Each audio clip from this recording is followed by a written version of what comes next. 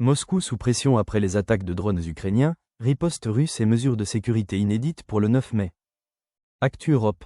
Dans la nuit du 6 au 7 mai 2025, l'Ukraine a lancé plus de 70 drones sur Moscou et plusieurs grandes villes russes, provoquant la fermeture temporaire des aéroports de la capitale, des dégâts matériels et une vive inquiétude à la veille du défilé du 9 mai. Les autorités russes affirment avoir intercepté la majorité des drones, mais des débris ont touché des immeubles et des routes, sans faire de victimes.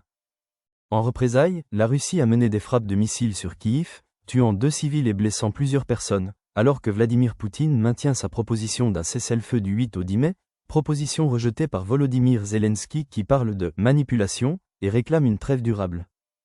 Pour garantir la sécurité du défilé, Moscou a instauré des mesures exceptionnelles, dont la limitation de l'Internet mobile, le renforcement de la défense anti-aérienne et l'annulation du défilé aérien, officiellement pour des raisons météorologiques. Les forces de sécurité sont déployées massivement dans la capitale, et aucun retrait de troupes du front ukrainien n'a été observé, mais certains analystes estiment que l'attention portée à Moscou pourrait offrir à l'Ukraine une opportunité tactique. Malgré les attaques, 29 chefs d'État étrangers, donc Xi Jinping et Lula, sont toujours attendus à Moscou, aucun désistement officiel n'ayant été annoncé, bien que les tensions diplomatiques restent vives.